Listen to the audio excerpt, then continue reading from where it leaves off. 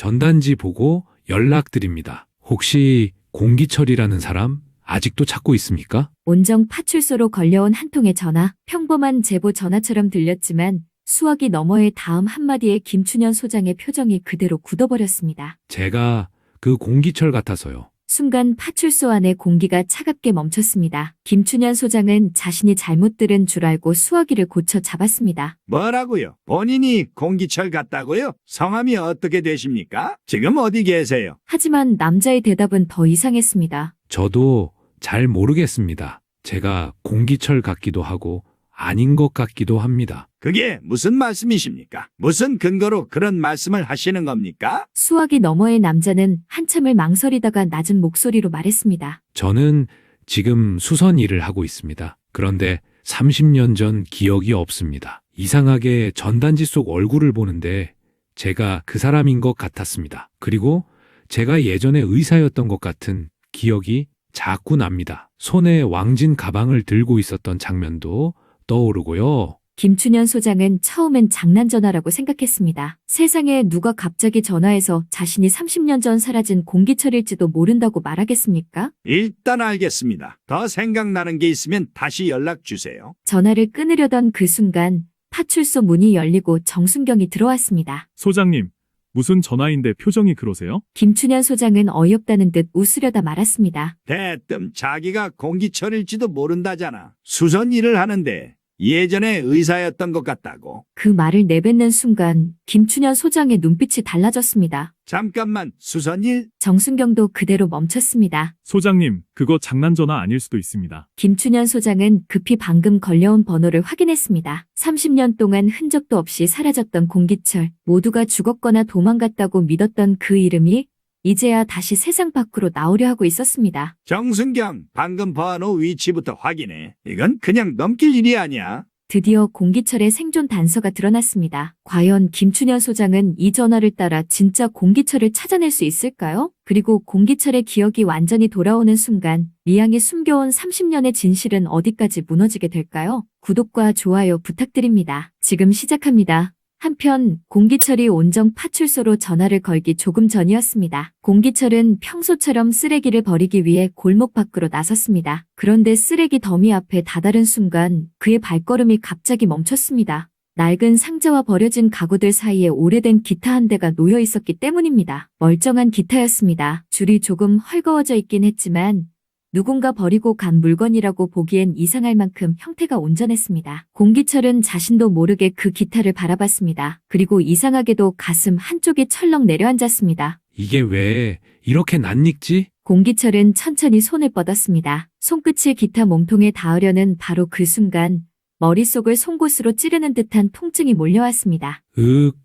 공기철은 관자놀이를 움켜쥐고 그대로 휘청거렸습니다. 골목의 풍경이 흐려지고 그의 눈앞에 전혀 다른 장면이 스치기 시작했습니다. 따뜻한 햇살이 내려앉은 마당. 젊은 시절에 자신이 기타를 안고 앉아 있었습니다. 손끝이 기타 줄을 튕기자 옆에서 누군가 환하게 웃었습니다. 얼굴은 흐릿했지만 이상하게도 그 웃음소리만큼은 너무도 익숙했습니다. 장면은 다시 바뀌었습니다. 이번에는 하얀 의사 가운을 입은 자신의 모습이 보였습니다. 진료실 책상 앞에 앉아 환자의 맥을 짚고 차분한 목소리로 상태를 묻는 자신, 그리고 벽 한쪽에 걸린 작은 간판, 공명정대한 의원. 공기철은 숨을 삼켰습니다. 내가 의사였나? 기억은 선명하지 않았습니다. 잡으려 하면 흩어지고 외면하려 하면 더 깊은 곳에서 밀려 올라왔습니다. 공기철은 머리를 감싸쥔 채 겨우 정신을 차렸습니다. 공기철은 기타를 바라보다가 서둘러 몸을 돌리려 했습니다. 그런데 그 순간 쓰레기 더미 아래에 반쯤 구겨진 종이 한 장이 눈에 들어왔습니다. 낡은 실종 전단지였습니다. 공기철은 무심코 그것을 집어들었습니다. 그리고 전단지 속 얼굴을 보는 순간 다시 심장이 내려앉았습니다. 그곳에는 오래전 사라진 남자를 찾는다는 문구가 적혀 있었습니다. 1995년 5월경 실종. 사진 속 남자는 분명 자신과 닮아 있었습니다. 아니, 닮은 정도가 아니었습니다. 하지만 지금의 자신과는 또 어딘가 달라 보였습니다. 너무 오래된 사진이라 확신할 수 없었습니다. 공기철은 전단지를 눈 가까이 가져갔다가 다시 멀리 떼어보았습니다. 공기철. 이 사람이 정말 나인가? 심장이 불안하게 뛰기 시작했습니다. 공기철은 누가 보기라도 할까봐 황급히 전단지를 접어 주머니에 넣었습니다. 그리고 아무 일도 없었다는 듯 기타와 쓰레기 더미를 뒤로 한 채 서둘러 집으로 돌아왔습니다. 삐삐삐삐.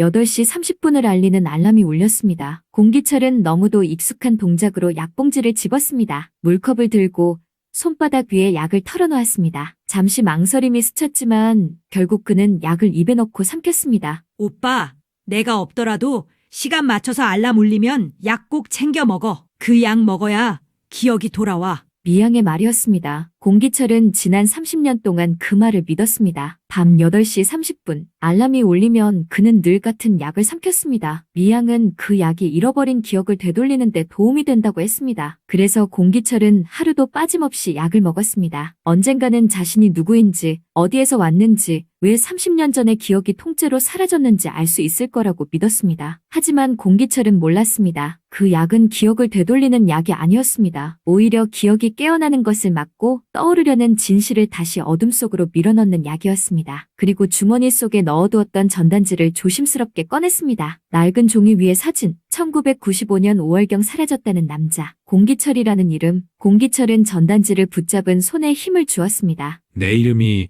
혹시 공기철인가? 전단지 하단에는 온정 파출소의 전화번호가 적혀 있었습니다. 공기철은 한참을 망설였습니다. 만약 자신이 아니면 어떡하나? 이상한 사람 취급을 받으면 어떡하나? 하지만 더 이상 가만히 있을 수 없었습니다. 공기철은 떨리는 손으로 번호를 눌렀습니다. 장난전화 취급을 받으며 끊긴 전화. 아이 참, 내가 지금 무슨 생각을 하는 거야? 내가 그럴 리가 없지. 공기철은 멍하니 수화기를 내려놓았습니다. 이상하게도 약을 먹은 뒤부터 몸이 무겁게 가라앉기 시작했습니다. 눈꺼풀이 천근만근처럼 내려앉고 조금 전까지 선명하던 전단지 속 얼굴마저 흐릿해졌습니다. 공기철, 공명정대한 의원. 그는 이름을 잊지 않으려는 듯 몇 번이고 중얼거렸습니다. 하지만 몰려오는 잠을 이기지 못하고 결국 침대 위에 쓰러지듯 누웠습니다. 그리고 그날 밤 공기철은 꿈을 꾸었습니다. 아니, 그것은 꿈이 아니었습니다. 기타와 전단지가 흔들어 깨운 기억이 약으로도 완전히 막히지 못한 채 다시 떠오르기 시작한 것이었습니다. 1995년 5월 어느 날 공명정대한 의원 안에 전화벨이 울렸습니다. 따르릉,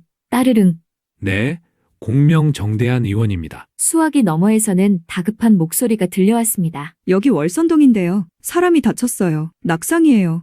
빨리 좀 와주세요. 시계를 보니 밤 8시였습니다. 공기철은 환자를 살려야 한다는 생각 하나로 왕진 가방을 챙겼습니다. 아내가 걱정스러운 얼굴로 붙잡았지만 그는 금방 돌아오겠다고 말했습니다. 하지만 그날 이후 공기철은 다시는 집으로 돌아오지 못했습니다. 30년 동안 잃어버렸던 그날 밤, 월선동으로 왕진을 갔던 그날, 공기철은 대체 무엇을 보았던 걸까요? 그리고 왜 그는 자신의 이름도 가족도 모두 잊은 채 30년을 살아야 했던 걸까요? 이제 공기철의 기억은 조금씩 문을 열기 시작했습니다. 그리고 그 기억이 완전히 돌아오는 순간 미양이 감춰온 30년의 진실도 더 이상 숨겨질 수 없게 될 것입니다. 한편 온정 파출소에서는 조금 전 끊어버린 전화 한 통 때문에 김춘현 소장의 얼굴이 점점 굳어지고 있었습니다. 처음에는 장난전화라고 생각했습니다. 30년 전 사라진 공기철이 아직 살아있고 그것도 자기 자신이 공기철 같다고 직접 전화를 걸어왔다는 말은 너무 황당했기 때문입니다. 하지만 전화를 끊고 난 뒤 김춘현 소장의 머릿속에는 이상하게도 한 단어가 계속 남았습니다. 수선일. 정순경, 김춘현 소장이 낮은 목소리로 불렀습니다. 네, 소장님.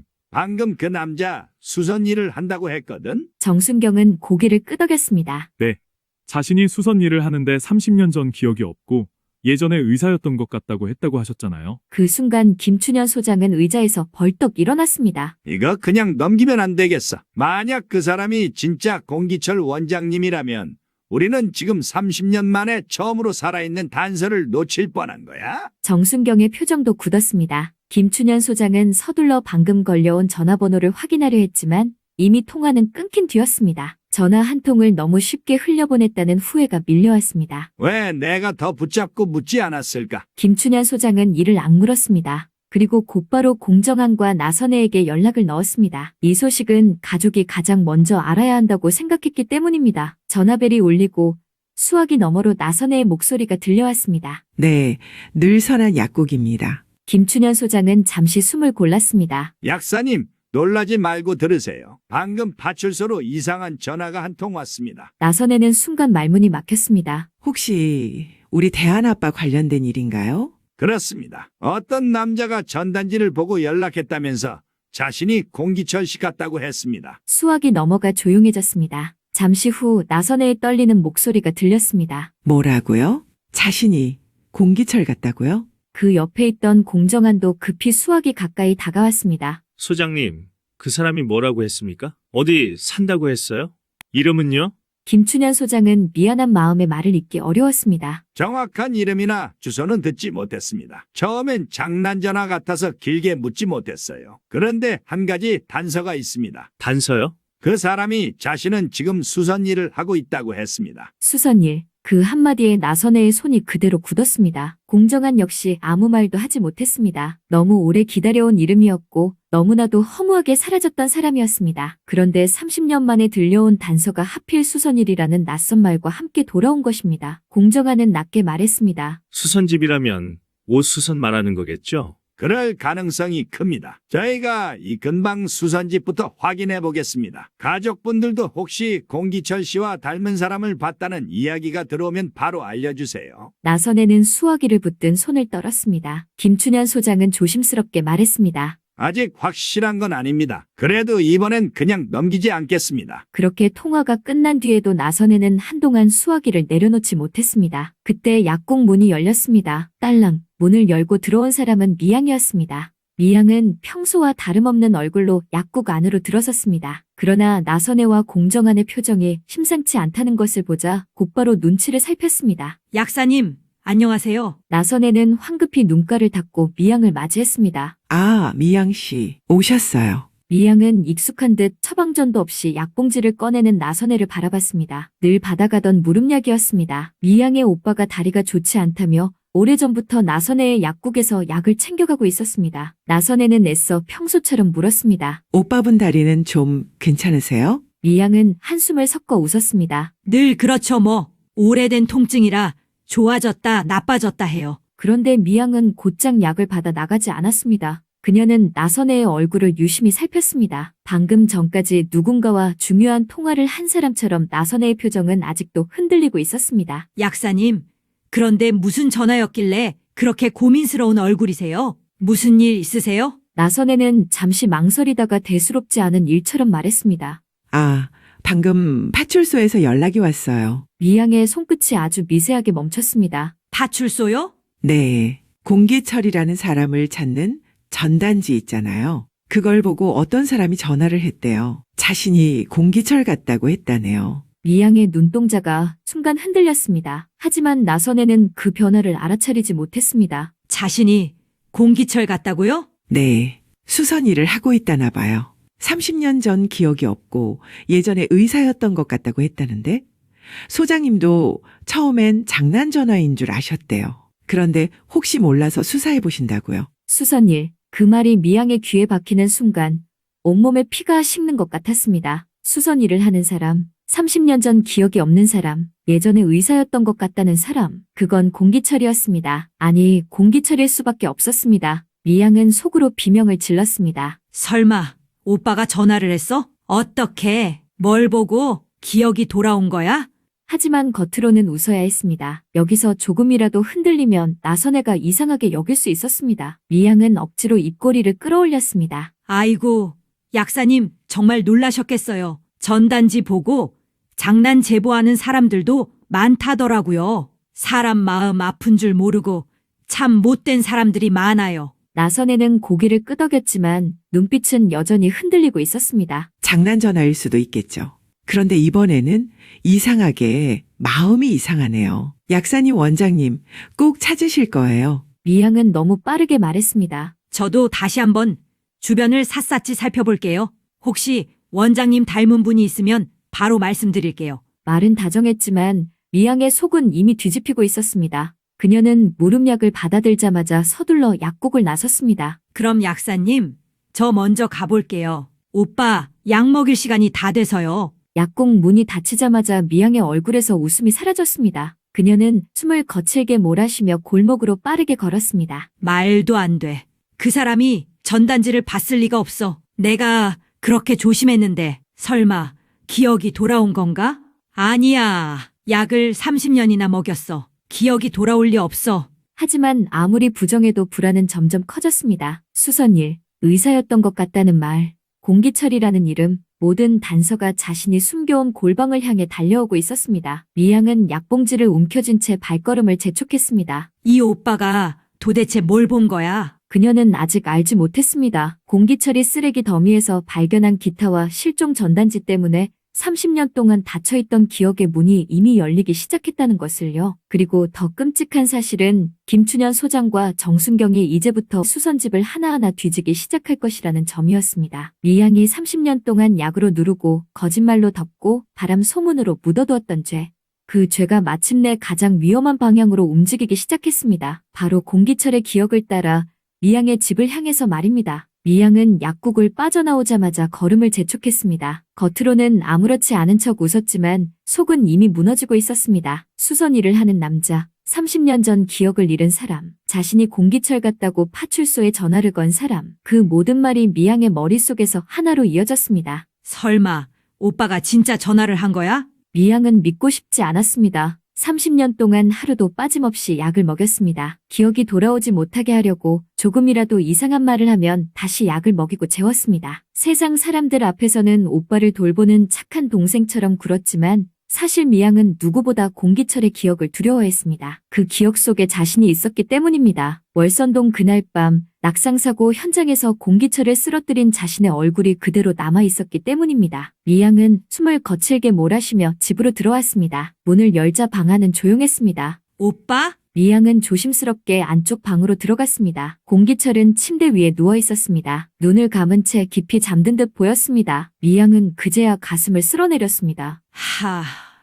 괜히 놀랐잖아. 식탁 위에는 빈 물컵과 뜯어진 약봉지가 놓여 있었습니다. 약은 모두 사라져 있었습니다. 미양은 그것을 확인하고 안심한 듯 낮게 웃었습니다. 그래, 그래야지. 말은 잘 듣네. 30년 동안 반복된 일이었습니다. 밤 8시 30분이 되면 약을 먹고 얼마 지나지 않아 잠에 빠지는 공기철. 미양에게 그 장면은 안도 그 자체였습니다. 약을 먹는 한 공기철은 과거를 끝까지 붙잡지 못했습니다. 떠오르려던 기억도 누군가의 이름도 그날 밤의 장면도 다시 흐릿해졌습니다. 적어도 미양은 그렇게 믿었습니다. 그때 미양의 시선이 방 구석에 멈췄습니다. 낡은 기타 한 대가 벽에 기대어 놓여 있었습니다. 미양의 얼굴이 순식간에 굳었습니다. 저건 또 뭐야? 미양은 기타 앞으로 다가갔습니다. 오래된 나무 냄새와 먼지가 묻어있는 기타였습니다. 줄은 낡았고 몸통에는 세월의 흔적이 남아있었습니다. 누가 봐도 버려진 물건 같았습니다. 그런데 미양은 그 기타를 보는 순간 이상하게 불쾌한 기분이 들었습니다. 다 고장난 기타를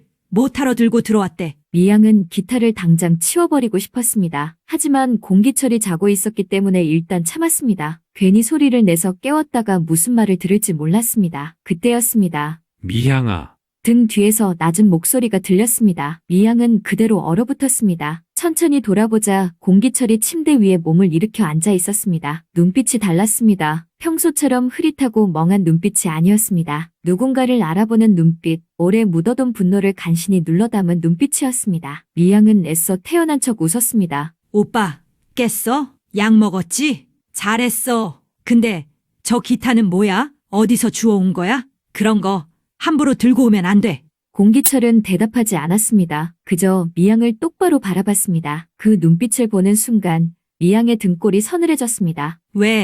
왜 그렇게 봐? 공기철은 천천히 침대에서 내려왔습니다. 오래 잠들어 있던 사람처럼 몸은 무거워 보였지만 걸음은 이상하리만큼 분명했습니다. 그는 방 구석에 놓인 기타를 한번 바라보고 다시 미양을 보았습니다. 그리고 아주 낮은 목소리로 말했습니다. 나선해. 미양의 얼굴이 굳었습니다. 공기철은 숨을 고르듯 잠시 눈을 감았다가 다시 떴습니다. 공정한. 이번에는 미양의 입술이 떨렸습니다. 오빠, 갑자기 무슨 소리야? 내 아내 이름이 나선해야. 내 아들 이름이 공정한이고. 공기철의 목소리는 떨리고 있었습니다. 하지만 그 떨림은 혼란 때문이 아니었습니다. 너무 늦게 돌아온 기억, 너무 오래 잃어버린 가족, 그리고 자신을 속여온 사람에 대한 분노 때문이었습니다. 내가 다 기억났어. 미양은 한 걸음 뒤로 물러섰습니다. 아니야. 오빠, 또 헛소리한다. 약 먹고 자다 깨서 그래. 꿈 꾼 거야. 내가 물 좀 떠다 줄게. 미양이 급히 몸을 돌리려는 순간 공기철이 낮게 말했습니다. 월선동. 그 한마디에 미양은 움직임을 멈췄습니다. 공기철은 미양의 등을 향해 천천히 말을 이었습니다. 그날 밤 월선동에서 왜 그랬어? 미양은 아무 말도 하지 못했습니다. 월선동이라는 말, 그날 밤이라는 말, 공기철이 그저 이름만 떠올린 것이 아니었습니다. 장소와 시간, 사건까지 기억하고 있었습니다. 미양은 억지로 웃음을 지었습니다. 오빠, 월선동이 뭐야? 누가 그런 말 했어? 공기철은 고개를 저었습니다. 나 제정신이야. 오히려 30년 만에 처음으로 정신이 돌아온 것 같아.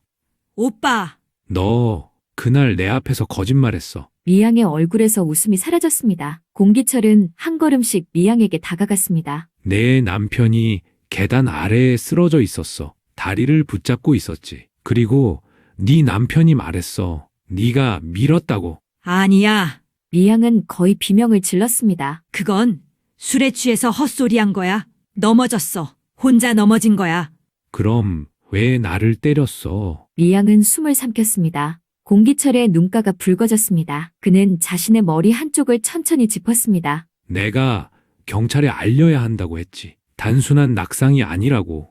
구인옥 씨도 겁에 질려 있었고 네 남편은 내가 밀었다고 말했어. 그래서 내가 물었어. 대체 무슨 일이냐고. 공기철의 목소리가 점점 낮아졌습니다. 그때 네가 막대기를 들었어. 미양은 뒷걸음질 쳤습니다. 오빠, 그만해. 그런 기억 믿으면 안 돼. 그거 꿈이야.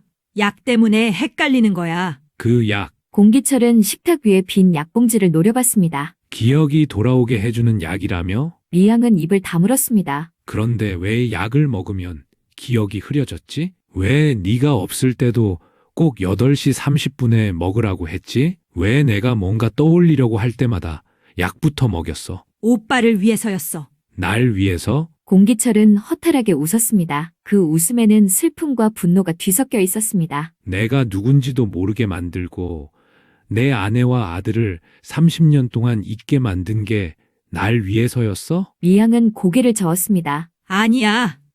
나는 오빠를 살린 거야. 그때 오빠가 다 알게 되면 나도 끝이었어. 어쩔 수 없었다고? 공기철의 목소리가 거칠어졌습니다. 나는 그날 왕진을 갔어. 환자가 다쳤다니까 사람 살리려고 간 거야. 그런데 그날 이후로 나는 집에 못 돌아갔어. 내 아내는 날 기다렸고 내 아들은 아버지를 잃었어. 그런데 너는 내게 약을 먹이며 30년을 빼앗았어. 공기철은 손을 떨며 주변을 둘러봤습니다. 좁은 방, 낡은 가구, 식탁 위에 약봉지, 그리고 벽에 기대어 있는 기타. 이 모든 것이 자신이 잃어버린 30년의 증거처럼 보였습니다. 지금이 몇 년도야? 미양은 대답하지 못했습니다. 말해.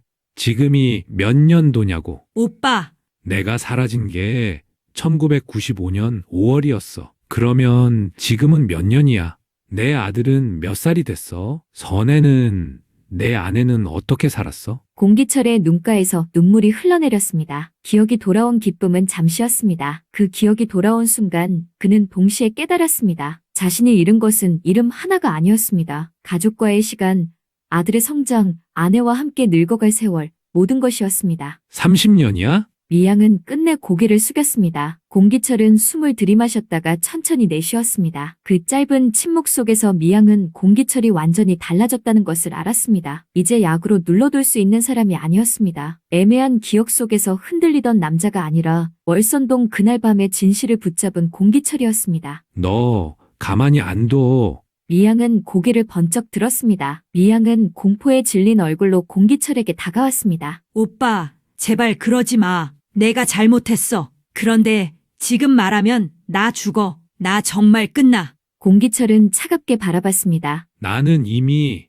30년 전에 끝났어. 미양은 그 말에 아무 말도 하지 못했습니다. 공기철은 방 구석에 놓인 기타를 집어들었습니다. 손끝이 떨렸지만 그는 기타를 놓지 않았습니다. 마치 그 기타가 자신의 잃어버린 인생을 붙잡아주는 마지막 증거인 것처럼 품에 안았습니다. 이 기타가 나를 깨웠어. 네가 30년 동안 숨긴 기억을. 미양의 얼굴이 새하얗게 질렸습니다. 그제야 미양은 깨달았습니다. 공기철이 단순히 몇 장면을 떠올린 것이 아니라는 것을요. 나선혜와 공정한, 공명정대한 의원, 월선동, 낙상사고, 공기철은 모든 것을 기억해내고 있었습니다. 그리고 이제 미양이 가장 두려워하던 시간이 시작되고 있었습니다. 30년 동안 닫혀있던 문이 열렸고 그 문 너머에서 공기철이 자신의 이름으로 돌아오고 있었습니다. 띵동.